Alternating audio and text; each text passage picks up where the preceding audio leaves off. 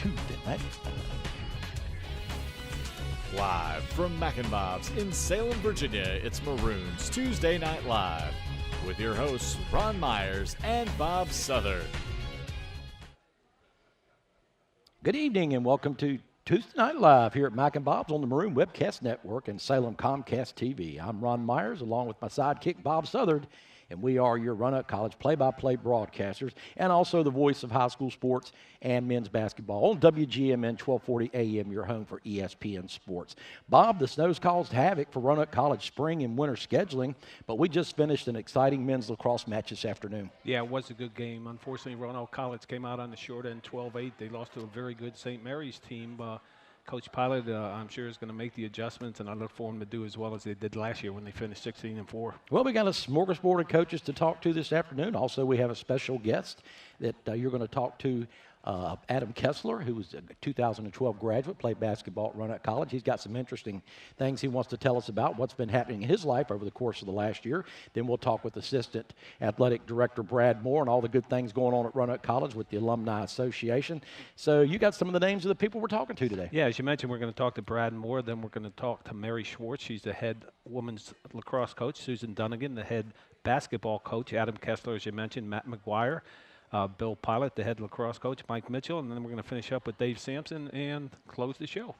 Well, follow Run-Up College on Facebook and also on Twitter, and you can catch us on WGMN 1240 AM radio. Every Maroon sport is broadcast on the Maroon Webcast Network. They do a fantastic job behind the scenes. Go to runupcollegeathletics.com, click on the live icon, and get live in the game, Bobby.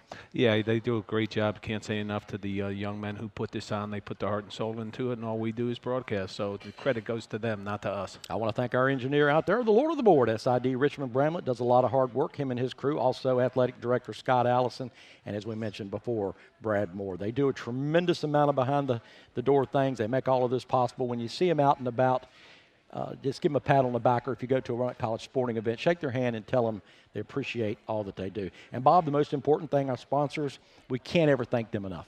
Yeah, they're the reasons we're on the air, so you're going to give the list of the sponsors and who they are. And first and foremost, Mac and Bob's. Come down here at Mac and Bob's. Fantastic food. Bob Rotance, Joe Dishaw, former lacrosse players at Run-Up College. Also, Bojangles, Chick-fil-A, Dairy Queen, Fast Signs, Krispy Kreme Donut, Kroger Food and Drug, All Sports Cafe, Time Technologies, Stop In Food Stores, Med Express, Papa John's Pizza, Pepsi, and Serve Master. Spend your money with these good people. They are the reason why we're here today. Bob, men and women's softball regular season is finishing up the last two games. We're going to talk with Coach Dunnigan. Paige Moyer could not be here tonight. He was going to tell us how things are going with the Maroons men. He's on a recruiting trip, and he will be back with us next month. And things are working out good for the men, too. Yeah, as far as the men's basketball team goes, they're 11-11 overall, 5-9 in ODAC. They lost a tough one last night to Randolph, 82-74. They play Emory and Henry on the road tomorrow, and then they finish their regular season against Hampton-Sydney on Saturday. The women's team is also 11-11, and they're 7-7 in the ODAC. They're currently in 6th place. They go on the road tomorrow to take on Guilford, a team that is 17-6 and 9-5 in ODAC play. They are at home Friday in their last regular season game. They take on Shenandoah, a team they lost to 73-70 earlier in the year. Well, me and Dave Ross will be at Emory and Henry tomorrow, 7 o'clock on the WGMN ESPN channel as they'll take on Emory and Henry, one of their last two games of the season. And then again, of course, they play Saturday. But, Bob, they're right there in the pack. Like I said, Paige could not be here tonight. They're 5-9 in regular ODAC play, so they're sitting right there on the bubble. They're still an outside chance. They need to win both of their last two games, and it would probably come down to a coin flip or head-to-head competition if they could get that first-round home game, which is so huge. Yeah, in looking at the ODAC standings, the best they can finish is 7-9, and then if there's Hampton-Sydney's in there, Randolph is in there, and there's one other team. So it's going to be really, really difficult for them to get that home game. That's why that game last night was so important, because they're battling Randolph for that home game opportunity. And as we said, Randolph prevailed 82-74. Now the women's team has a good shot at getting a home game. And, you know, if you win that one home game, the tournament, both men's and women's, is right here at the Salem Civic Center. So you're basically playing at home. Well, also, you're going to talk with Coach Bill Pilot, the men's lacrosse coach, and also ladies lacrosse coach Mary Schwartz. New year, new faces, and new expectations. Yeah, absolutely. I think both teams will do well. Both suffered opening game losses. Of course, the women's team lost to the #1 ranked team in the country, Salisbury, 17-2. And as we mentioned earlier, Roanoke lost a tough one today, 12-8. But just starting the season, I think Coach Pilot did a tremendous job last year, and Coach Schwartz also. So it'll be anxious to talk to them. Both have relatively young teams, so you live and learn, and it's all a learning curve. Well, Bob, as hard as it is to believe, we have softball and baseball. 3 games were postponed last week in baseball. We were supposed to have a game this Thursday. It doesn't look like that's going to happen. Also, a doubleheader on Saturday. So it's hard to think that with 2 feet of snow, but, Coach Mitchell and Coach McGuire, they're having to fight the elements right now. Yeah, the baseball team opened. They lost a doubleheader to Methodist 4-2 and 2-1. And as you mentioned, they've had 3 games postponed. They travel to Greensboro tomorrow to play the Pride. Greensboro split an opening day with Washington Lee and currently stand 1-1. The softball team opens their season Thursday with Virginia Intermont. They play their first 9 games on the road, 2 games which will be against the Salisbury Seagulls, the #3 ranked team in the country.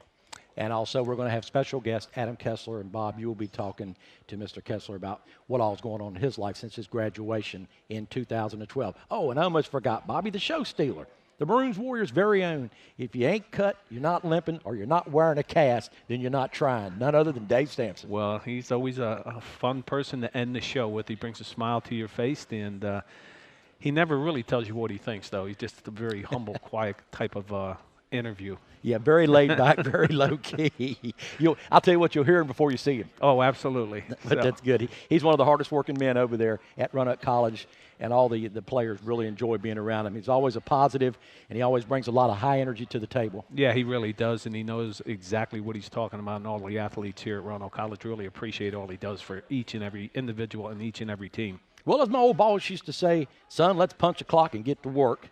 We've got Brad Moore coming up when we come back. It's Tuesday Night Live on the Maroon Network. I'm Ron Myers, Bob Southern, and we're here at Mac and Bob's.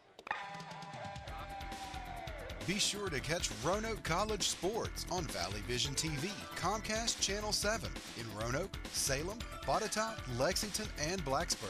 Brought to you by Mac and Bob's, Main Street, Salem. For programming information or schedules, go to valleyvisiontv.com.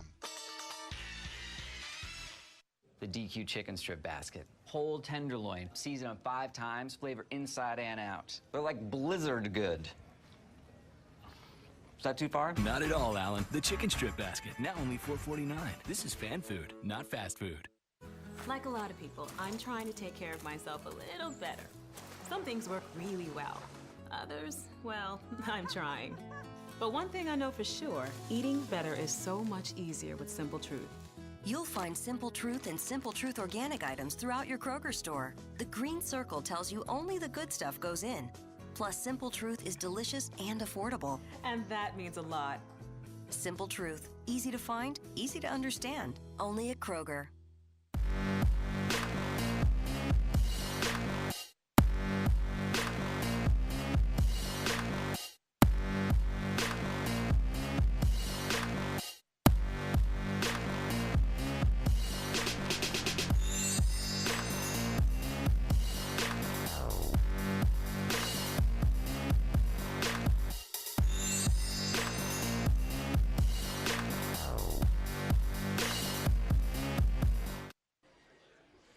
And we're back here at Mac and Bob's Tuesday Night Live. I'm Ron Myers, along with Assistant Athletic Director Brad Moore. Brad, first thing, hats off to the ground crew for getting Kerr Stadium ready today. 22 inches of snow, and I understand that you led the charge out there. If it hadn't been for you and the shovel, it never would have got done.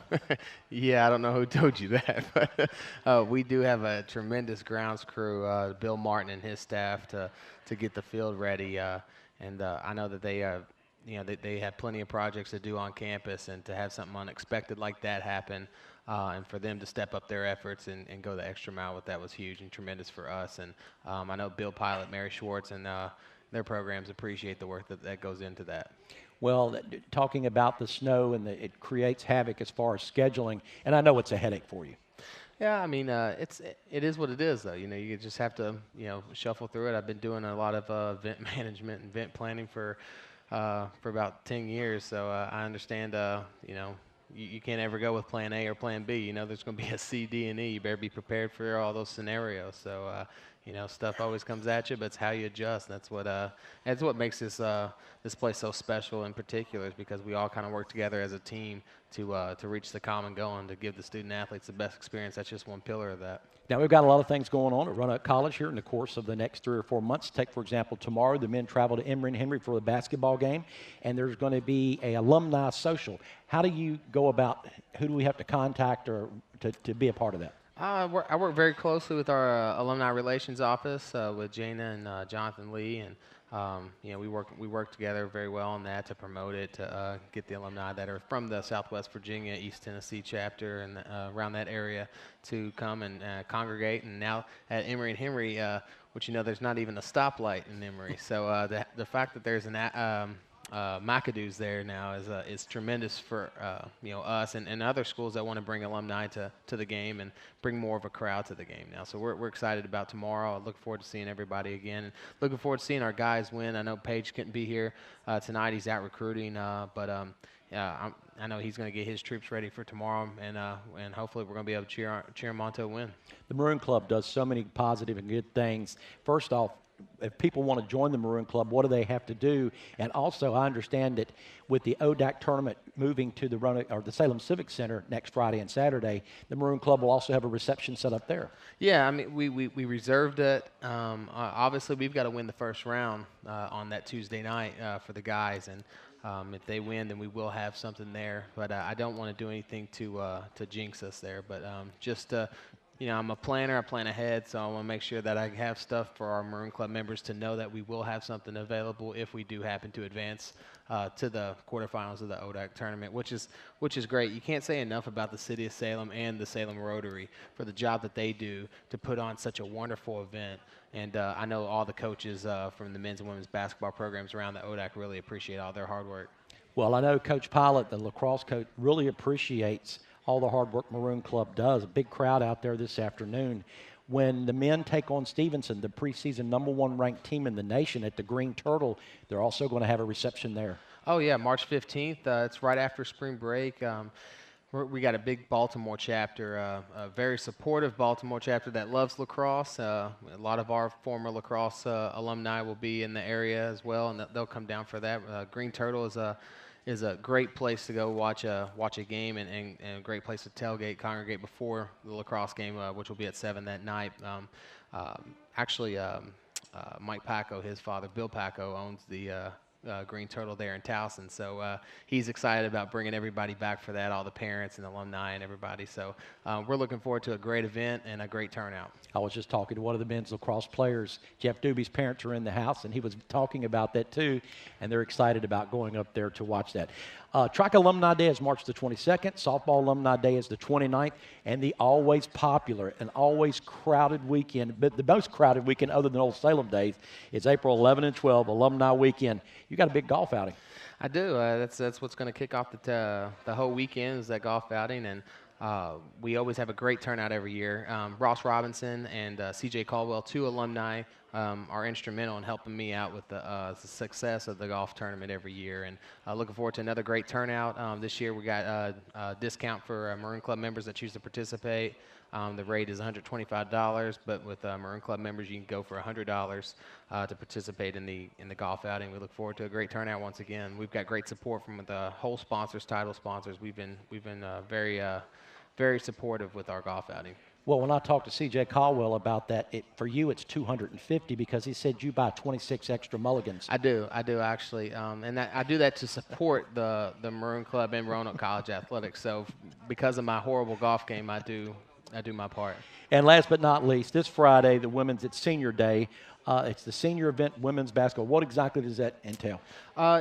Basically, we want to get our senior students a chance to give, and for the first time, we've been able to create a place for the Maroon Club for student athletes that are seniors that want to make a senior class gift, have an option to give to the Maroon Club and to the sport of their choice of whatever they played, or for those that didn't play a sport but would like to give something, they have the option to give to the Maroon Club as well. So looking forward to a good turnout. I've had already some good rallying support from our seniors, and I'm really impressed and very happy to see the support already from the senior class 2014. Brad, super job you and Richmond Bramlett do it. I appreciate you taking time out of your busy schedule to come here and talk to us and inform us on some of these alumni association things that will be going on. When we come back, Bob Souther's going to talk to women's lacrosse coach Mary Schwartz, all right here from Mac and Bob's Live on Tuesday night. Mac and Bob's opened for business in 1980. Over the years, we've grown from 10 stools to a full-service restaurant that seats 330 people. Now we invite you to come try our new breakfast menu, featuring sweet potato pancakes, eggs Benedict, omelets made to order, stuffed French toast, homemade sausage and gravy biscuits, and much more. Open for breakfast Monday through Saturday at 8 a.m., Sunday brunch 10 a.m. till 2. See you for breakfast at Mac and Bob's in Salem. I did receive a non-athletic scholarship upon entering school. I got the presidential scholarship, which was huge for me.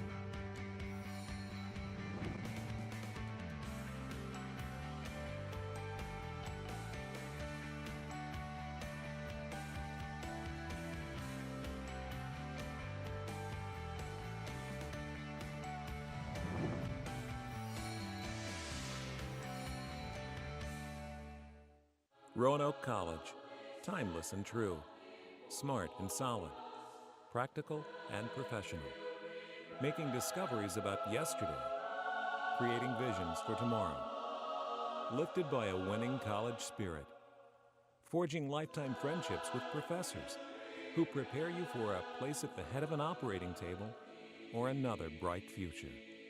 Roanoke College, classic for tomorrow.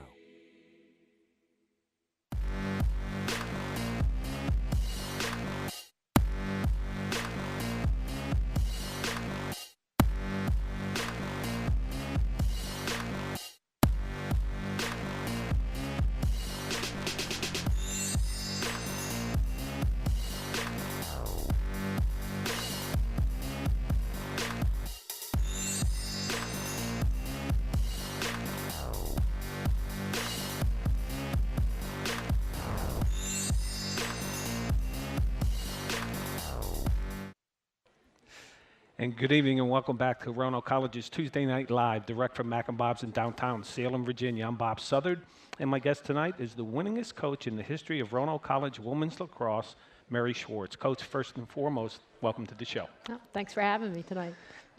Coach, a tough opening game loss against Salisbury, the #1 ranked team in Division III women's lacrosse that opened the season.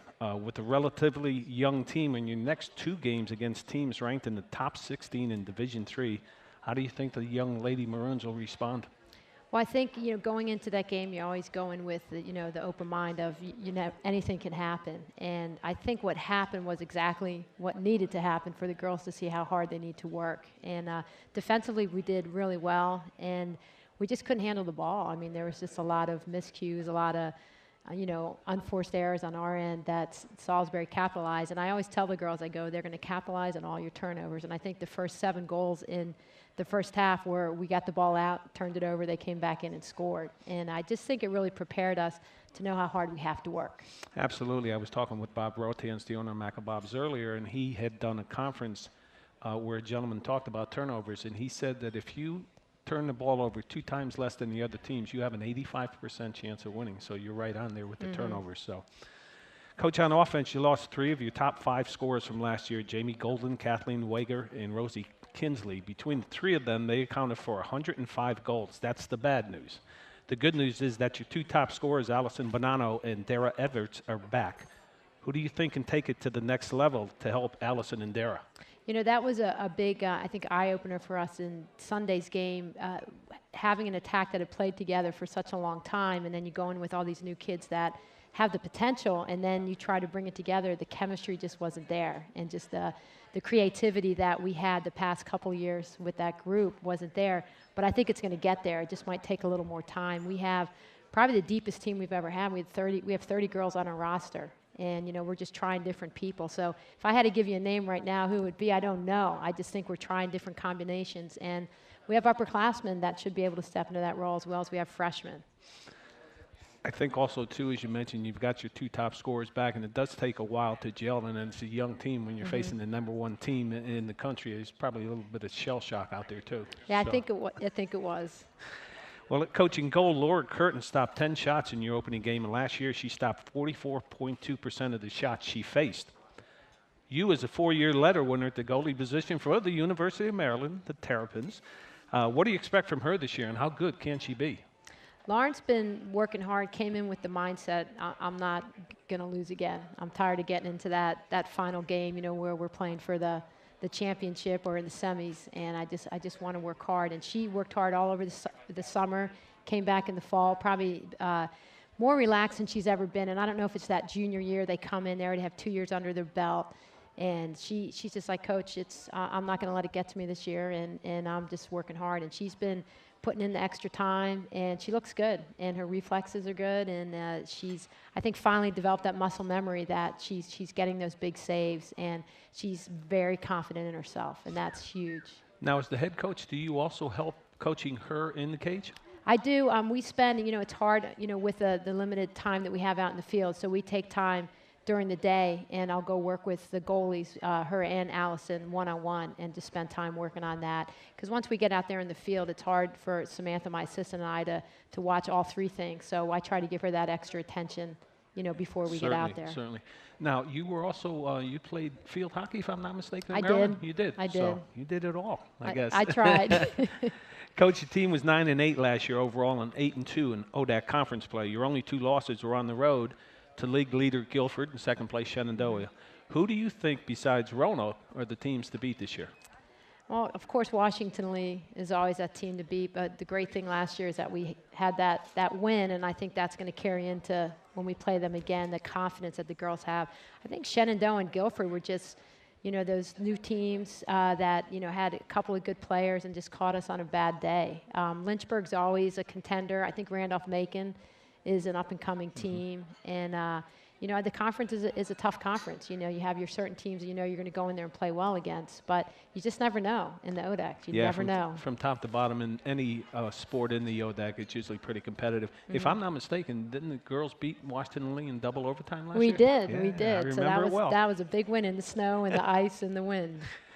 Coach, your first home game isn't until March 12th against Lynchburg, but in between, it looks like you and the Lady Maroons are going to have some fun. Tell us about your upcoming trip to Puerto Rico. We 2 years ago, we had an opportunity to go to Puerto Rico, and we played Mary Washington. And the gentleman, Peter Sauer, who's helped set the trip up, I contacted him this year. We were looking for a place to go again, and it's a great place. It's not as expensive as I think going to Florida. And we got 2 other teams to travel with us. We have St. John's Fisher and Misericordia over there. And it's a cultural experience. We'll get to go into Old San Juan. We're going to do some community service. We're going to get, last time we went, we worked with some of the local elementary schools, teaching them lacrosse. So, it's a great opportunity for the girls, and it's a great bonding time. And there's no snow. I was just going to say, it's great to get away from the snow. One question before I let you go. How come the girls are going to Puerto Rico, the guys are going to Texas? Nothing against Texas out there, but That's just the way it worked out. But it's we're really looking forward to that trip, and that's going to be a really great time for the girls to just kind of work on their chemistry. Oh, that's great. Coach Schwartz, thanks for taking time to come on the show. Good luck in the upcoming season, and again, enjoy the beach and the sun of Puerto Rico. Okay. When we come back, Ron Myers will be interviewing Roanoke College women's head basketball coach Susan Dunnigan. This is Tuesday Night Live at Roanoke College, live and direct from Mac and Bob's in Salem, Virginia.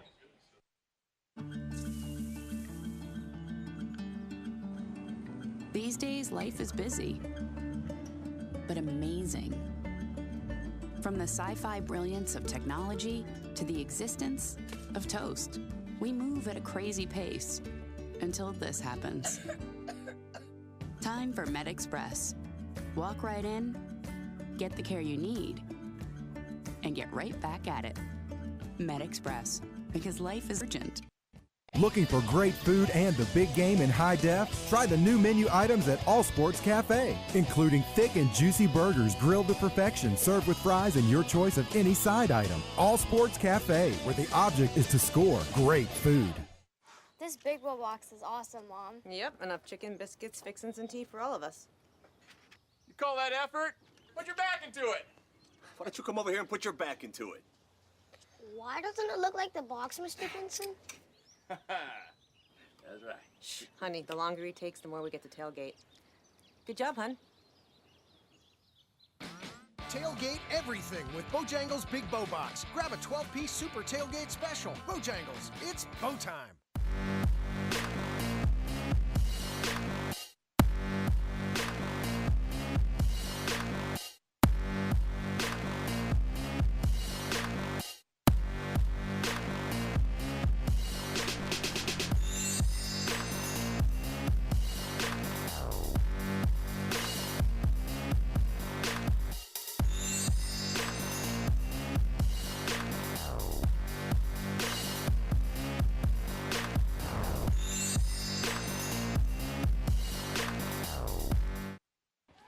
Welcome back here to Mac and Bob's Tuesday Night Live, and I have none other than Coach Susan Dunnigan. And Coach Dunnigan, you are in your 25th year? Oh, no, I was easy. just going to say your third year, but I'm Okay, trying to pay you okay. some accolades here. We'll say that. Over okay. 600 career wins. Oh, well, yeah. That's again. It's been great. It's a great ride. Another quick year has come and great. gone, and getting down here to the end of the season. You've got 2 key games left in regular season at Guilford and Hampton and Sydney. Of course, Senior Day on Friday. How big is it? I know you're right there on that home court advantage bubble. Right. You know, I've explained to the kids today how important these next 2 games are. And it's going to be tough beating Guilford at Guilford, but we know we can do this. We have been in, there might have been 2 games that we really haven't been in, and I feel like we can win each and every one, you know, and that I feel like we're good enough, and knowing these kids, they play so hard. I had a coach come up to me after a game and say, I wish my kids had played with the heart that your kids do. And it made me, you know, it made me really proud because I know that, you know, when you play like that, you're going to win games. And now, you know, and they're starting to believe they can. So I'm hoping that, you know, the good luck will follow us this week. Well, the last 13 games, you're 9-4. And right there in midseason, when you went on that 7-game win streak, you turned up the defensive pressure. Right. And you're one of the best defensive teams in the ODAC. I would love to say that, but we're not. Well, You're being nice. But I think, you know, we've still got to get better. I think we've taken some steps backwards here the last several games, and we need to start picking up the intensity a lot more. And our biggest thing is to try to get them to play a full 40 minutes of intense basketball, you know, on both ends. And, you know, we have times of that, and we've just got to get better. Well, you know, we talked about it before we came on the air. It's kind of like the dog days of summer in baseball, and the same thing happens. You get tired legs, you're worn down. It's been a long season. And for example, Emory and Henry in the men's was 0-13. Sure. They upset the number 2 ranked Guilford. Okay. So it happens like that. Yeah. And as a coach, the hard thing is finding the way a motivational tool. You got it. And we've been trying to cut practices back, making them a little bit more fun until I get mad. But they this coming week, I mean, you could tell. And when we had to play Hollins, you know, Hollins really played well. They were hungry they wanted to beat us really badly. And we had not had any time off. And I moved that game up when we were supposed to have a day off the day before. We didn't get it. We had to practice because we had to play because of the snow. And you could tell it. Their legs are getting a little tired, but we'll find a way. Well, that's what great coaches are made of. Your starters, Gwynn, Hankins, Smith, McKee, and Holleran, they're playing great basketball right now. But I want to give some love to your bench. I tell you, Kanisha Wiley, Markia Beckwith, Ward, Goodell, Carter, you go 10 deep. Yeah, we do. And those kids, and I so appreciate you saying something about them because these kids, you know, I always tell them it's the bench that makes us who we are because they push the starters and then when you know that somebody's either in foul trouble or you know, or tired and they have to go in, that they're expected to go in and maintain what we've been doing in the game, the intensity level, and you know they're getting it done, and I love each and every one of them. They've been great kids. You win that first game, then you go to the Civic Center for the ODAC Finals. Mm-hmm. Do you consider the Civic Center your home court? We love playing there. It's just a lot of tradition. Obviously, I've been here so long, and you know we've been very successful over there. And our kids they want to get back another year. You know, they want one more shot at it to get us back where we were. And I know they're going to push hard. I know they will. I have all the confidence in the world, and we do look forward to it. Get through this week so we can focus on the tournament. Well, Coach, me and Bob Souther talked about this in depth about your team. When your ladies are playing their A game, they're one of the best teams in the ODAC. What's it going to take for you to win the ODAC tournament? Playing our A game. You're right. It's going to take that, and I feel like, again, is what one of the coaches said. I think their heart's going to help pull us through. Play smart, play consistent, continue to play hard. And we've had a tough schedule that's helped to prepare us for this. And we've played back-to-back games before to help, again, to prepare us for the tournament. And I just feel like that we have the opportunity to knock off some big people. Well, Coach, good luck against Guilford. We'll be back on the Maroon Webcast Network Friday for Senior Day, and I know you said there's been a lot of tears this week for those seniors. Oh, man, don't even want to talk about it. Don't go there. Well, good luck to both of those, and we've enjoyed doing all the home games for the women this year, and me and Bob have really enjoyed it. Hey, when we come back, Bob's going to talk with our special guest, Adam Kessler, a 2012 graduate of Roanoke College, some of the good things. He's been overseas playing basketball. He's come back home, and he's got some interesting things to tell us. Be fun. Susan Dunnigan, women's basketball coach, all right here Tuesday night live on the Maroon Network.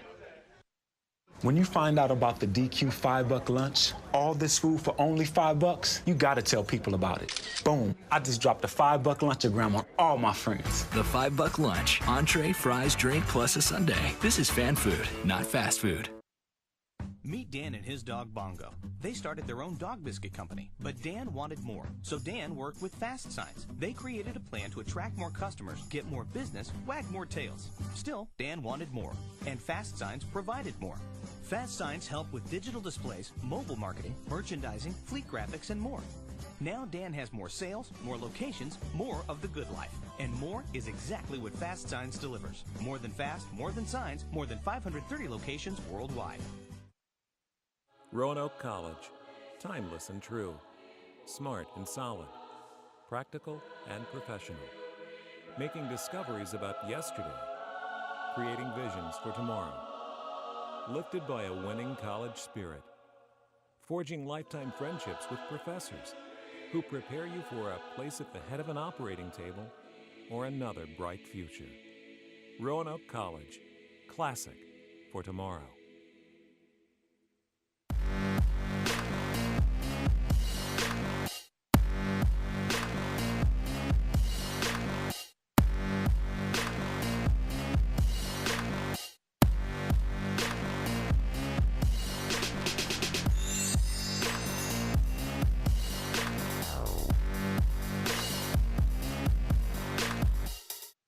Good evening and welcome back to Roanoke College's Tuesday Night Live, direct from Mac and Bob's in downtown Salem, Virginia. I'm Bob Southard, and my guest tonight is Adam Kessler, Roanoke College graduate, class of 2012. Adam, first and foremost, welcome to the show. I appreciate it. Thank you for having me.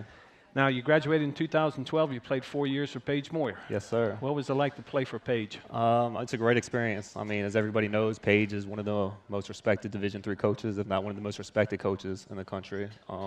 So to have the honor to play for him, the coaching staff, it was a great opportunity. Did he give you $20 to say that tonight? No. I did see him in the parking lot, actually.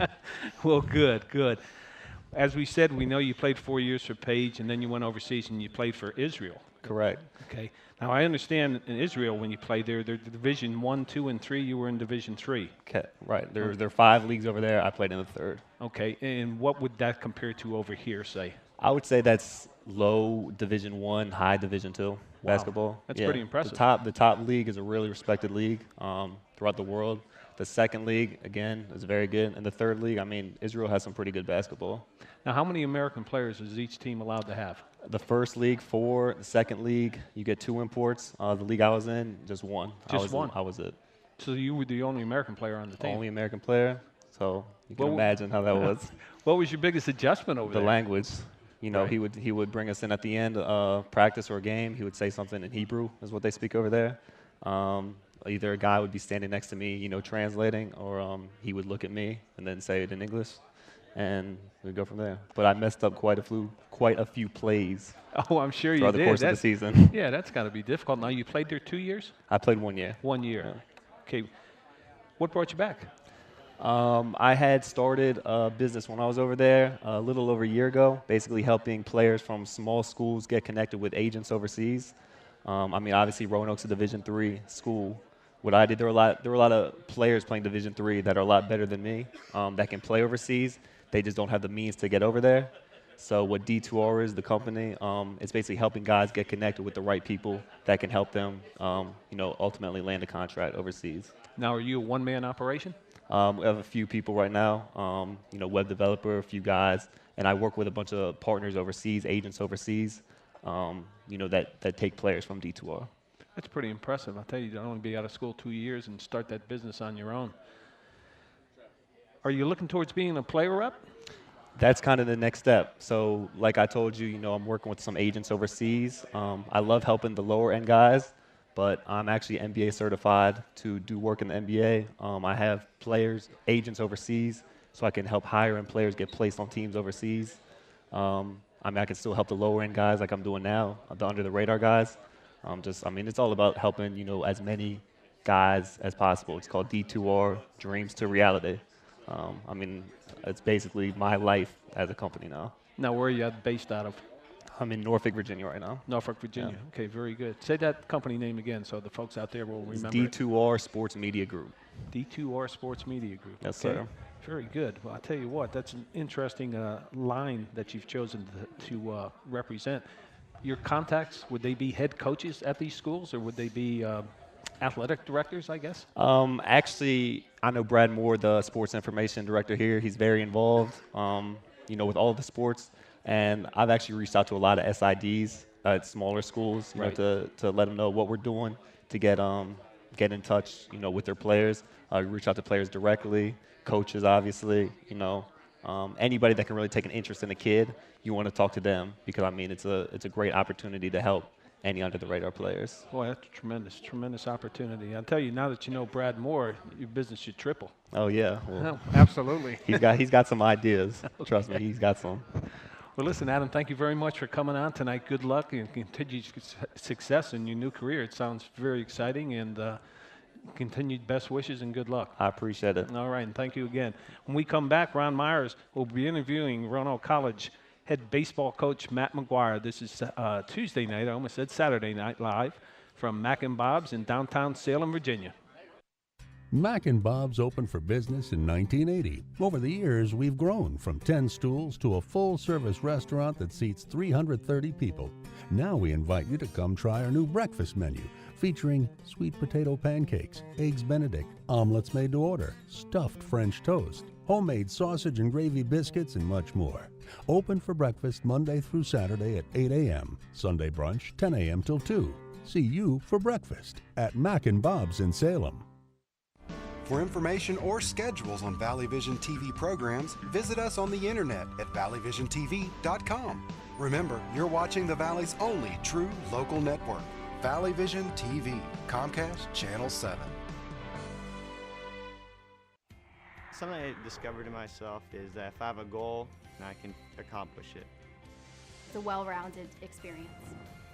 At a Division III school, you're primarily a student athlete, so the school is really shaped around you developing yourself as a complete individual. It helps a lot that you have a family with your team that can guide you.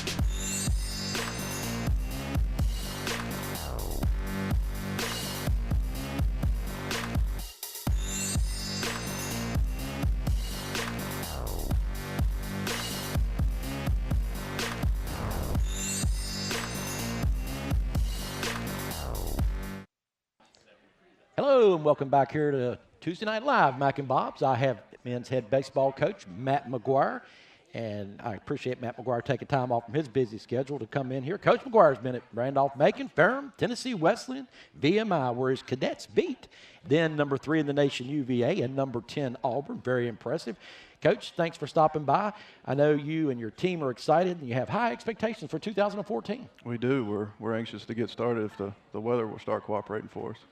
Well, there's nothing a whole lot you can do about snow. How does the snow, of course, you're behind everybody. We talked about it. Teams in the Midwest are out in California, some down in Florida. Like you said, Guilford, some of these teams have 6, 8, 9 games under their belt. That's true. It's just the luck of the draw and where the weather hits. And like I said, Guilford's already played. Shoot, they played 2 games a day. They're playing tomorrow, and we've only played 2, and that was down in North Carolina last weekend. Well, as you said, there are some options. There's still 6 inches of snow on the ground scheduled to play Thursday. That doesn't look like that's going to happen. Maybe, of course, with the artificial turf at Virginia Tech, I know they've been approached. Maybe they'll allow you to use the field. That'd be awesome. I put in a call, and they're working to see if that's a possibility. I know they opened up their first home game Tuesday, but they're on the road this weekend at LSU and having a relationship there. Hopefully that might work out. I think it's a long shot, but it was definitely worth a phone call. Well, you were able to get in a doubleheader last week. I believe it was Methodist. Played well, dropped both of those. What are some of the positives you took away from those 2 games? I thought we played really well. We just didn't get a big hit in either game. We pitched it extremely well, played very good defense. Game 2 was the first game since I've been here as a coach that we didn't have an error. So that was a lot of good positives in 18 innings against a very good team in Methodist. We had a lot of good quality at bats. We just couldn't push a couple runs when we needed to. Well, you've got a good staff there that works with you. Nick Jones, Dan Wood, and Evan Knoll. I know Knoll's father real well. What do they bring to the plate for you? Oh, they're unbelievable. They're probably, I know I'm a little biased, but I think they're the best staff on the East Coast in Division III. I mean, you're talking 3 former Division I players. All of them are young. They've got a good sense of the game, high baseball IQs. They're passionate. They love to teach. And we all believe in playing the game the right way. Well, Coach, you have 19 freshmen on your 35-man roster. Who's going to make an immediate impact on the team, and who is going to have to step up as a veteran leader?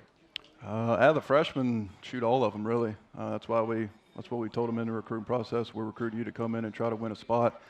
We played a lot of guys open and weak.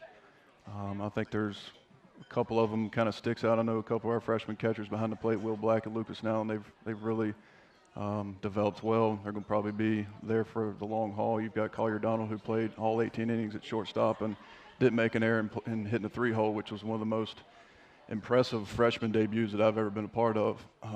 Returning-wise, we've got a really good returning nucleus.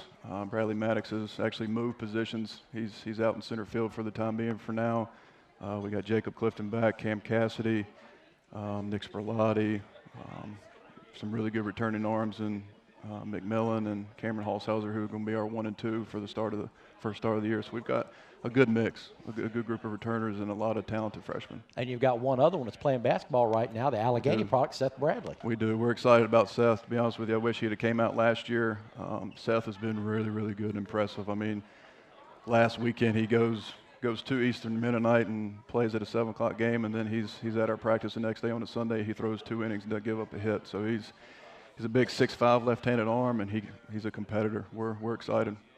Well, selfishly, we're hoping the basketball season ends a little bit sooner, but hopefully Paige and those guys go a little bit longer. I know the pain you're going through right there. You play baseball at Allegheny High School. You're used to this kind of cold weather, and you come out of Allegheny High School. That's always a good blue-collar producing baseball players up there. You're preseason number 6 in ODAC. Your Maroons are getting a lot of respect from a year ago where you were picked last.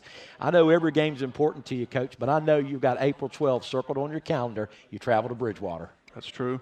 They're the preseason favorite, and rightfully so. They've won 30 games, it seems like, every year for the past 4 or 5 years.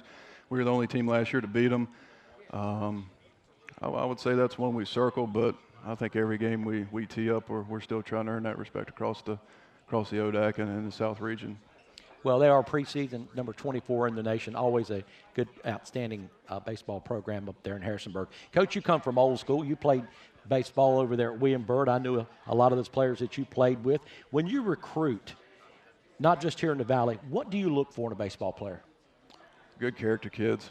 I think first and foremost you got to look at their character off the field. You got to look at obviously their academics, but we call them OKGs. We call them our kind of guys. They might not be the most talented guy, but do they play the game the right way with a good attitude? Because if they do that, along with a pretty good work ethic, we can work with that. They're not always going to be the talented guy. It's a unique guy that fits our style. They've got to play the game the right way. Extreme hustle, guys want to come in do things right off the field and be accountable in all facets of their lives. Well, when you have 19 freshmen on your team, one thing you can certainly say, the future looks bright. Absolutely. We're pretty excited. I think this year is going to be a good one, especially building off the first weekend. But we've got 19 freshmen. We've got another good nucleus coming in next year, and it's pretty exciting. Well, hopefully they can work something out that you all will be able to use the field to get a couple games under your belt. We'll be talking with Coach Mitchell, the softball coach, and he said the same thing. You know, we're getting kind of bummed out of having to practice in a gym or up here at the Salem Red Sox in the bowels of the stadium hitting in the batting cage, but you really don't have any options. We don't. That's the only disappointing thing, and you can't get frustrated, but we tell our guys you got to make a positive out of a negative and do the best you can with what you got, because certainly our opponents aren't going to feel sorry for us. I mean, we've been inside since last Tuesday, and we got a game tomorrow. I know one team that's not going to feel sorry for us, and that's Greensboro College. So. Oh, yeah. Well, Coach, good luck to you this season. We look forward to carrying your games on the Maroon Webcast Network. Let's get this snow out of here and play some baseball. I'm with you. Coach McGuire, appreciate him taking his time out. When we come back, Bob Souther's going to talk to men's lacrosse coach Bill Pilot, all right here from Mac and Bob's on the Maroon Webcast Network. Be sure to catch Roanoke College Sports on Valley Vision TV, Comcast Channel 7 in Roanoke, Salem, Botetourt, Lexington, and Blacksburg. Brought to you by Mac and Bob's, Main Street, Salem. For programming information or schedules, go to valleyvisiontv.com. I did receive a non-athletic scholarship upon entering school. I got the presidential scholarship, which was huge for me.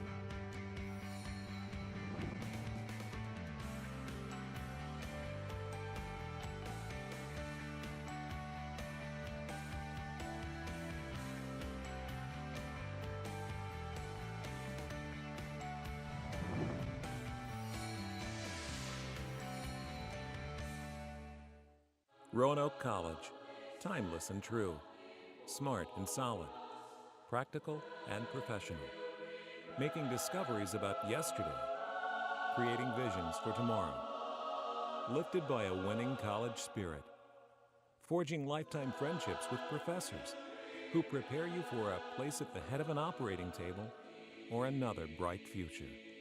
Roanoke College, classic for tomorrow.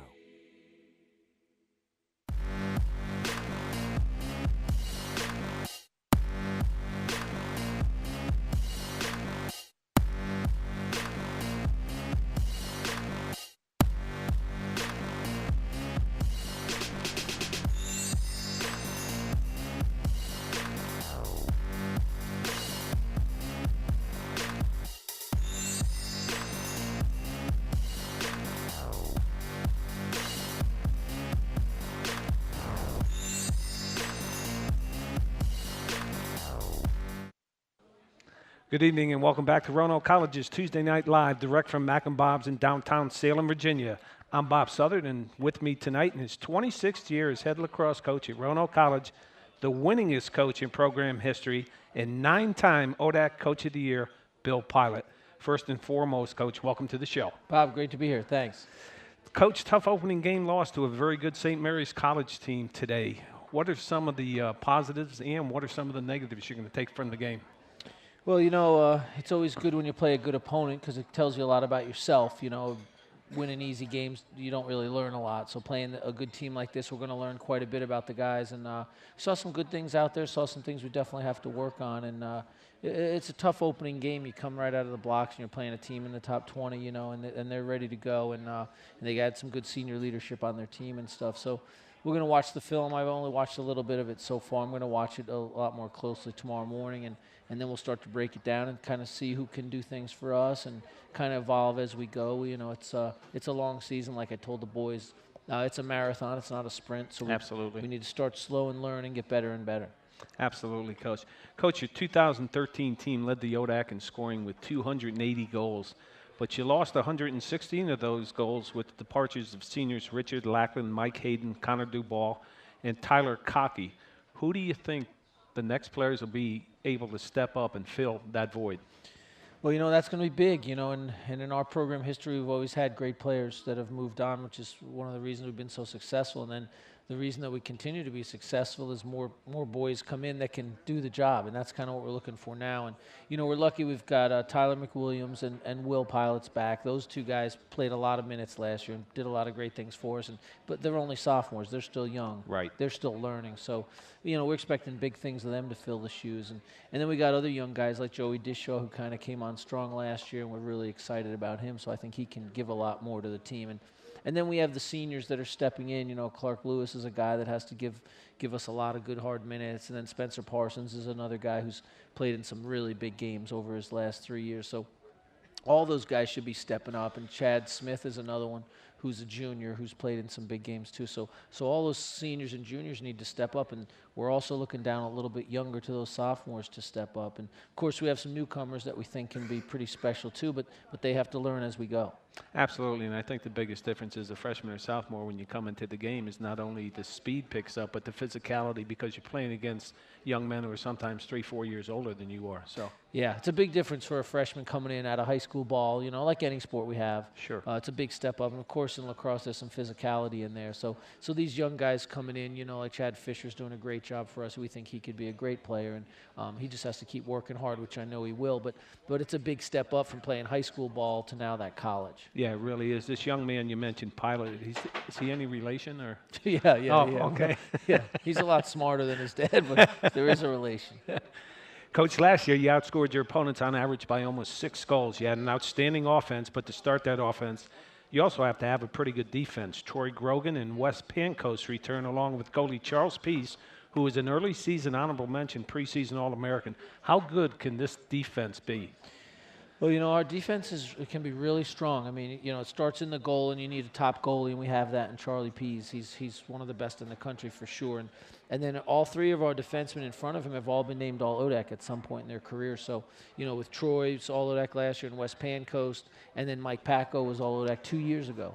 So all 3 of those guys return, and they got some guys on their heels pushing them too. There's Billy Newman's playing some good minutes, and he's doing some great things. And Isles Mitchell is a guy who's really worked hard, and we're taking a good look at him. And then some newcomers as well. So we're excited about them. And not to mention our 2 long sticks are both seniors. Michael Lintner and Jeff Doobie are 2 great seniors that have played a lot of big games, and those 2 guys work great together. So you add in that defensive unit with those top returning guys, and you add in those long sticks, and we think we can be pretty strong. We like to score a lot of goals, but you have to hold the other team down. So if we can do both, we'll be successful. Well, I agree with you when you talk about Charles Peace. I mean, he had 16 saves today, deservingly so. Honorable mention, preseason All-American. He was tremendous last year. He had 197 saves. So you've got a relatively young team with 14 freshmen and 13 sophomores on your 45-man roster. That's very young. Any freshmen who might make an immediate impact on this team? Yeah, we got some real good freshmen, I think. Kevin Jackson is an attackman. He's a small little attackman. He's starting right now with Will and Tyler, and so that makes your attack line of 2 sophomores and a freshman, which is extremely young for a top team. And he's really strong and works very hard, so we like to have him out there. And then we have Eric Weed, who is a long stick defender. He's getting some good minutes too. We think he can help out. And there's another Jackson, no relation to Kevin, Steven Jackson in the midfield, and I think he's worked very hard, and he's really pushing to get on the field too. So I would see those guys as some of the early going, and then I see some other guys starting to move in too. Yeah, when Ron and I were doing the game today, we both noticed that you were playing a lot of younger players, just trying to get them playing time and get them used to the speed of the game in their first college experience. To be the best coach, you have to beat the best. Your team's going to face 6 opponents ranked in the preseason top 20. 2 of those opponents are also in the ODAC, Lynchburg and Washington and Lee. How good is the ODAC in lacrosse? Well, it's a heck of a conference. I mean, last year there was only our conference was the only one that had extra bids outside the conference. We had 3 teams make the NCAAs, which shows the parity at the top level. And I think it's another great year coming up. I mean, those perennial teams are all going to be strong again. And it's one of the top leagues in the country in Division III lacrosse for sure. There's about 6 power conferences is what they call them, and the ODAC's consistently among those 6. And last year we were at the top. We were the number 1. Where we end up this year, I'm not sure, but I'd imagine somewhere in the top 3. Yeah, and I noticed too, it doesn't get any easier in 8 days. You got number 15 Dickinson, and they're ranked 15th, as I just mentioned, in Division III. So you're not dodging anybody, that's for sure. Yeah, Denison from Ohio. That's our next game. Oh, Denison. Okay, and Dickinson's later. They're a little further down. Yeah, they're a good team too. Okay. So Denison from Ohio is a very good team. Very strong team. A lot like St. Mary's, a lot like us. Has some good young guys and good older guys. So yeah, we got to be ready to go, and we got to be ready right out of the box. Yeah. So not many warm-ups. We don't have any weak sisters in here coming in. We're ready to play, and it's something we like to do. We like to play good teams. Of course, no one likes to lose, but if you want to get better as a team, you need to challenge yourself, and you need to learn. That's what we talk to the boys about. We could be 1-0 playing a team that's kind of weak today, but we're not. But we played a strong team, and we should get better, and that's the goal, to get better each week. Yeah, because when you get to the postseason, you're one and done. There are no games to recover from if you lose. Coach, maybe you can help me out on this. In the Lacrosse Magazine preseason poll, you were picked 8th, Lynchburg 12th, and WNL 13th. But in the preseason ODAC poll, Lynchburg was picked first and Roanoke second. What am I missing here? Just go by the one that were the highest. That's what I look at. I don't look at the other ones. It's done by different coaches, different people. Sure. So they have different thoughts and processes and things like that. I put us number 1, and anyone I vote in, I always vote the same. So. Very good, very good. I have one last question before I let you go. Coach Schwartz is taking the team to Puerto Rico. You're going to Texas? Look, we've gone to New Jersey and Baltimore before, so I'll take Texas. That's a good trip for us. So. Good. Nothing against Texas. No. Hey, Coach, good luck to you and the Maroons in the upcoming season. Coach Bill Pilot, ladies and gentlemen. When we come back, Ron Myers will be interviewing Roanoke College head softball coach Mike Mitchell, broadcasting live from Mac and Bob's. This is Roanoke College Live, Tuesday night. Thanks, Bob. Thank you, Coach. Basketball isn't a game. It's an art form. You master the fundamentals so you can improvise and just concentrate on what really matters. Getting buckets. You young bloods ready for this? I don't think so.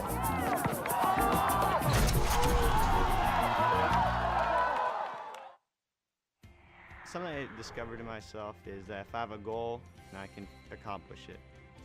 It's a well-rounded experience.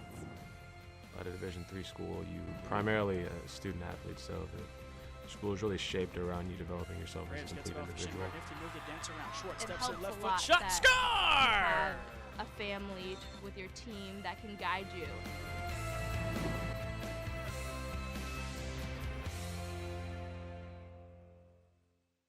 Mac and Bob's opened for business in 1980. Over the years, we've grown from 10 stools to a full-service restaurant that seats 330 people. Now we invite you to come try our new breakfast menu, featuring sweet potato pancakes, eggs Benedict, omelets made to order, stuffed French toast, homemade sausage and gravy biscuits, and much more. Open for breakfast Monday through Saturday at 8 a.m., Sunday brunch 10 a.m. till 2. See you for breakfast at Mac and Bob's in Salem.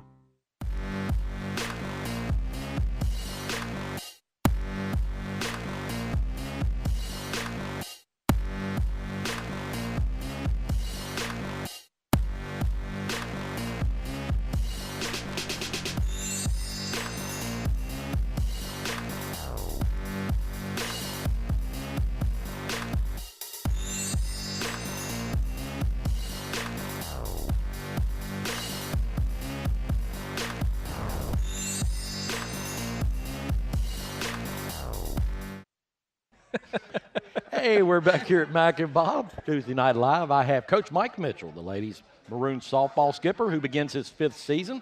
Coach Mitchell is 126-42 in the one-loss column.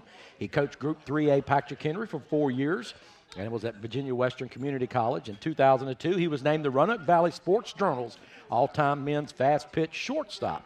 Coach, I'm not even going to ask you who your mentor was because I know I played against him for years, your dad, Jimmy. Yeah, he sure did. So he played for a long time, introduced me to the game, and when I was 14, and it took off from there. Garden City team, Ernie, I can remember that team all very well. You had Andrews, who coaches over at Patrick Henry, played with you. Mm-hmm. You had some real talent on that team. Yeah, we did. They were pretty talented. They had taught me a lot about the game, and actually one of the guys that was my mentor, remember Mike Hunter? Mike Hunter. He played in the A's organization and broke in with the Twins, and he taught me more about baseball and softball and anyone that I know. Bob Souther gives me a hard time about my fast pitch days. He said, Ron, what was your career, 185 hitter? I said, no, I always batted eighth, and I was known for leaning in and taking one for the team all the time. But, you know, your dad, when he pitched on the mound, he was slick. He would throw the spitter, and he was notorious. He would lick the two fingers, and he would drag the two across his shirt, making it look like he always did it. And when you'd bat against him, you'd have to step out of the box and clean your glasses because it'd be covered with spit. You ought to try to pick it up at shortstop and throw it across the infield. I don't know how many I threw off the screen. Now I see where you get your softball from.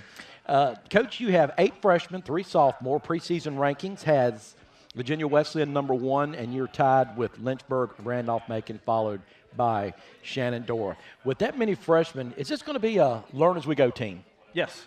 We are very young. We're going to make mistakes. We understand that, but we're working together very well, and we have some talented freshmen, so we should hit it pretty heavily by the middle of the season. We should be ready to roll. Well, you've got 2 good ones on the rubber. Pitcher Kelly Higbee, she was 17-8 last year, had a 2.0 ERA, 87 strikeouts, and of course Stephanie Clark, when she's not pitching, she's your starting shortstop, 309 hitter, 43 RBI, 7 home runs. She had a 12.5 ERA, or an ERA of 3.4, 12.5 one-loss average, and 66 Ks. I'll tell you, I've seen Higbee pitch over the years, high school too. When she's on her A game, Coach, she's one of the best in D3. Oh, yeah. She definitely throws it, and she will ground ball you to death. If you're trying to relate it to baseball, it's like trying to hit a slider. She's got one of the best drop curves I've seen in a long time, and she'll eat you alive with it. Now she's developed a rise ball to go along with it, so it's going to be exciting to watch her throw this year. I've always said in fast pitch softball, and even in baseball, coaches will tell you, you've got to be strong up the middle. You've got to have a strong catcher, strong pitcher, strong shortstop, second baseman, and center fielder. And your outfielder, Rhea Schleicher, 307 hitter, 3 home runs, and your catcher, Alexis Fruit, 288, 7 home runs. You got to be encouraged by that. I think we're going to do very well behind the plate. We'll Casey Frick will probably do most of the catching. Alexis is nursing a shoulder right now. But she handles the pitcher very well. Tonight in practice, she looked really well in situations as far as calling pitches. I think she's going to do a fantastic job behind the plate. You know, we got a veteran pitching staff, a freshman at second base, but she's pretty slick. And then Reyes, she was a natural center fielder when we recruited her. We recruited her to come in to replace Leona when she left. So she looks like she'll do a good job. Now, speaking of pitching, does Charlie Buck help you? Every once in a while, I get his input on some things. I tell you, we talk about that rise ball. I couldn't hit his rise ball, so we always talk about the rise ball. You know, it was funny. When he would let go of it, it would start where it would be about a half an inch over an ant's head, and by the time you're halfway committed, the ball is up over top here, and he would just laugh at you. Oh, yeah, I could not hit him. That's one guy that I could not hit that rise ball. He always threw it over my hands. It was rather embarrassing. Well, he has taught a lot of young ladies here in the Roanoke Valley how to be a very good pitcher. Coach, your schedule's brutal. You face #3 team in the nation on February 22 and 28 in Salisbury. Then you got the number 10 team, Virginia Wesleyan, number 12, Emory, number 17, Christopher Newport, number 25, Lynchburg. You never back down, do you? Nope. No, we go right at them. I figure if you're going to be the best, you got to play the best. So that's what we're shooting for. You know, you can pad your schedule all you want to, but if we want to continue to play in the World Series and the regionals, we got to beat these teams early, and they'll test us, and we'll see what we're made of. Well, you're the same thought process of Coach Pilot. His schedule is brutal. He's playing 6 ranked teams in the top 20 in the nation. And the philosophy is, you know, if you're going to walk the walk or talk the talk, you got to walk the walk, and you can only benefit and get better by playing the best. Oh, yeah. And, you know, we have a great reputation in Roanoke for our softball program. We're well known in the nation, so all these teams like to play us because they're looking at the same thing. So, hey, we have Roanoke on our schedule. You know, we were young, so we didn't have our ranking this year. But they all know we're coming to play, and we're going to come right at you. Well, the weather has been tough on everybody so far for the spring sports in baseball and softball. But, Coach, the old saying is, in golf, it's not how you drive, it's how you arrive. In a nutshell, what can we expect to see from the Lady Maroons in 2014? I think actually you'll see a lot of offense and very strong on the mound. We'll go as our pitching goes, and with Kelly and Stephanie, you've got 2 number 1s on any team, and they're going to throw us. They're going to keep us in the game, and with our hitting, we're going to be right there with everyone. Well, Coach, good luck to you this season. Me and Bob look forward to calling some of your broadcasts, and I thoroughly enjoy fast pitch. It's one of my favorite sports to do. When we come back, the always delightful, entertaining Coach Dave Sampson will talk to Bob Southard, all right here on your Maroon Warriors, Maroon Webcast Network, live from Mac and Bob's. Constant flash flooding. Wow. Which can ravage communities with up to 30 inches of driving rain in minutes. Hey, honey, yeah. I'm on my way. Water or smoke damage can often take you by surprise. I gotta call you back. But our experts restore your peace of mind with our quick response, clear communications, and thoughtful care for your home. Next on our countdown, wildfire. When your home has damage, big or small, call Service Master Clean. Service Master Clean. Peace of mind restored. Mac and Bob's opened for business in 1980. Over the years, we've grown from 10 stools to a full-service restaurant that seats 330 people. Now we invite you to come try our new breakfast menu, featuring sweet potato pancakes, eggs Benedict, omelets made to order, stuffed French toast, homemade sausage and gravy biscuits, and much more. Open for breakfast Monday through Saturday at 8 a.m., Sunday brunch 10 a.m. till 2. See you for breakfast at Mac and Bob's in Salem. Meet Dan and his dog Bongo. They started their own dog biscuit company, but Dan wanted more, so Dan worked with Fast Signs. They created a plan to attract more customers, get more business, wag more tails. Still, Dan wanted more, and Fast Signs provided more. Fast Signs help with digital displays, mobile marketing, merchandising, fleet graphics, and more. Now Dan has more sales, more locations, more of the good life. And more is exactly what Fast Signs delivers. More than fast, more than signs, more than 530 locations worldwide.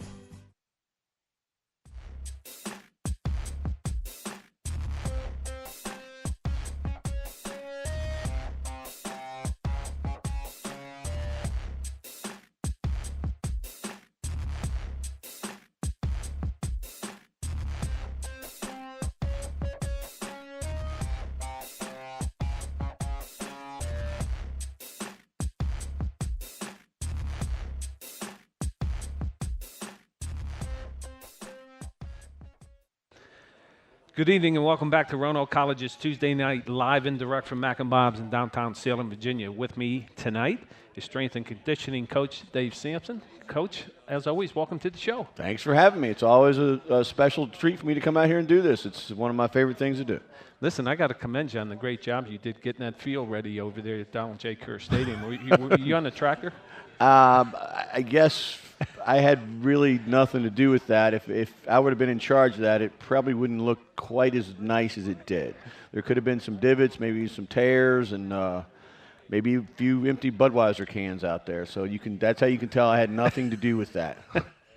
You had the empty Budweiser cans, right? I did. Okay, well, very good. I like to think I would have disposed of them. Absolutely. I mean, there's trash cans at every corner, so I like to think I'm smarter than that. Very good, very good, sir. So you enjoying the snow or no? Yeah, I'm a snow guy. I like that stuff. I think it's fun to watch it fall and to, I pulled some cars out, did some shoveling. We don't get it very much here, and so I think it's a nice little treat when we do get it. All right, very good. And now I'd like for it to go away. Yeah, absolutely. Yeah. What'd you think of the game today? That's a tough one. You got to give St. Mary's credit. They had a really good game plan in place. They stuck to it, and Coach Pilot talked about before the game that the team that follows their game plan is probably going to come out on top, and St. Mary's did. Yeah, St. Mary's, as you mentioned, played a really, really good game. The game wasn't given to them; they earned it, and it was just a very good lacrosse game and a good opener for Roanoke College, even though they came out on the short end. Well, I think you and I talked about this before. Coach Pilot doesn't duck anyone. No, he doesn't. It would have been very easy for us to schedule somebody like Berry College or Huntington or Piedmont College or somebody like that, and we'd be sitting pretty at 1-0 right now because we'd probably puff them up about 29-2 or 29-1 or something like that. But at the end of the day, that's kind of like munching on a big old pile of fool's gold. Yeah, it really is. And as we talked to Coach Pilot about it, 6 of the top, he plays 6 teams in the top 20 during the season. So they're going to be better come playoff time, and that's when you want them to be at their best is playoff time. Yeah, I mean, for as long as I've been around Coach, I can honestly say that our teams certainly get better as the year goes on. And I would agree with that. They just need to find that chemistry, to figure out their niche on the team, what their strengths are. And, you know, they say practice your weaknesses and play to your strengths. And so our guys need to make those decisions and discoveries and do just that. Coach has a kind of a saying amongst the team: know your role and shut your hole. And I like means that. I like know that. what you're supposed to do and keep your big mouth shut, right. and things Be are going to quiet. work out well in the end. Know your role on the team. Yeah. All right, Coach, without further ado, I'm going to turn this over to you. You're going to do men's and women's basketball, indoor track men, indoor track women, and these are Sampson's Maroon Warriors. These are the Maroon Warriors. First up, we got the basketball guys, men's basketball. My two nominees, Cameron Smith out of North Carolina and Julian Ramirez out of Charlottesville. Cameron has put in some really fine performances here of late in the last two games, and he's kind of finding his niche. He's done a great job on the offensive and defensive rebound. He had a couple blocks last game. Julian has greatly diminished his turnovers, and his point scoring and his assists have gone up, and it's made him an all-around much better player for the men's team. So I am going to give the award. I think Julian's a first-time winner for me. So you're going to give it to Julian. He does lead the ODAC in assists per game with 5.5 a game. Yeah, and the thing that makes that good for him right now, he's always gotten assists. But I know early on in the year he struggled a little bit with some turnovers. And, you know, when you push the ball up the court and you're playing against pressure night in and night out, those things are going to happen. But he has done a good job of kind of pulling back on the range a wee bit, and his turnovers have dropped. I think he had 2 last game. So you dish out 6 assists, 2 turnovers, and you put up 11 points. Gosh, you really can't ask a whole lot more of that guy You really to can't. do that. You really can't. It's a tough choice there, but I think it's a good one. How about women's basketball? Women's, I got a couple new nominees up. Obviously, you got to include Paxton Gwynn. She is having an absolutely lights out senior year, and between you and I, it couldn't happen to a better young woman. She has done a heck of a job. Two newbies up there, Bridget Holleran and Kelsey Smith. Bridget, we talked a little bit about last time. She's kind of finding her own at point guard, and, you know, she kind of had the Julian Ramirez bug in that, you know, she's doing some good things on the offensive end, but she's also hucking the ball out of bounds and getting picked clean and stuff like that. But her turnovers have dropped substantially. Her assists are up a little bit. And then Kelsey Smith, I watched her in the Hollins game.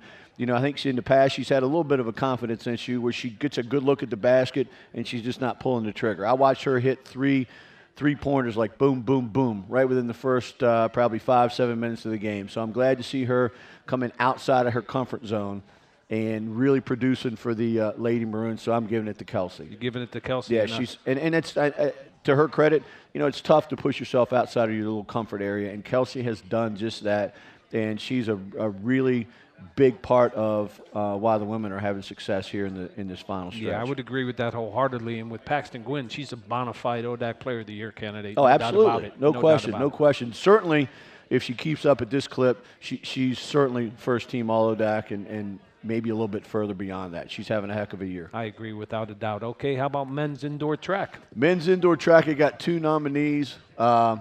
First up is Harrison Toney, who was ODAC Athlete of the Week last week. He has been just absolutely lights out on the track and has done a great job. He trains hard, he works hard, and he runs hard in the meets. He's done a heck of a job. And a good old buddy of mine, Drew Langren, who got off to kind of a rough start here in his collegiate career.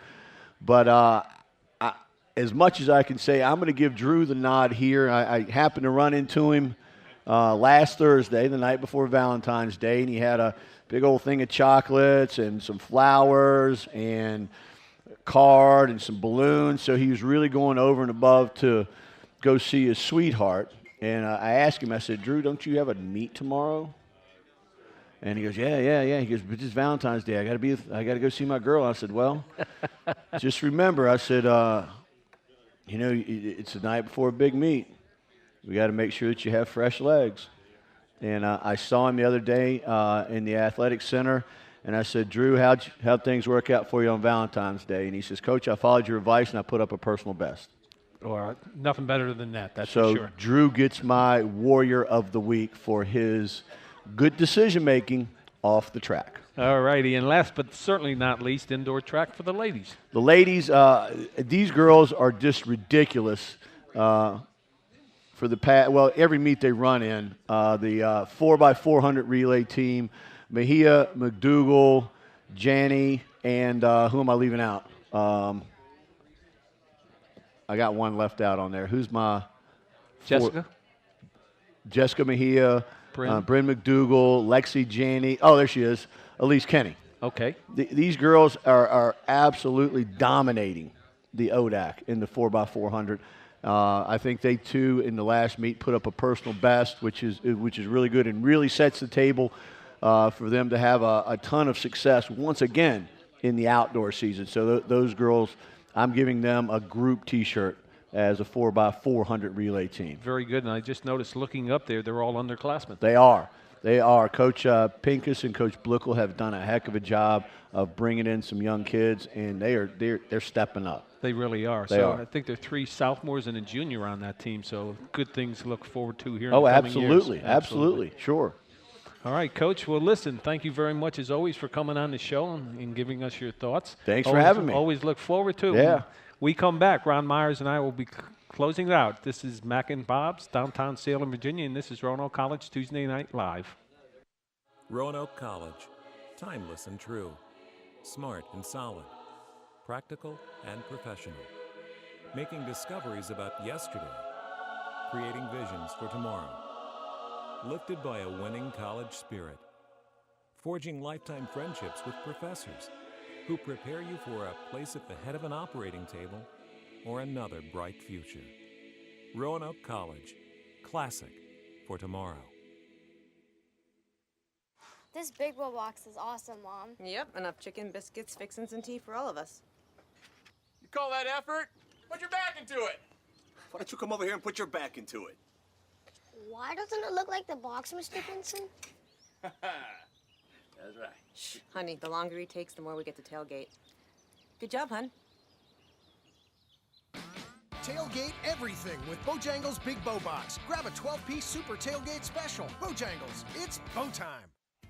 Something I discovered in myself is that if I have a goal, then I can accomplish it. It's a well-rounded experience. At a Division III school, you primarily a student athlete, so the school is really shaped around you developing yourself as a complete individual. It helps a lot shot, that score! you have a family with your team that can guide you.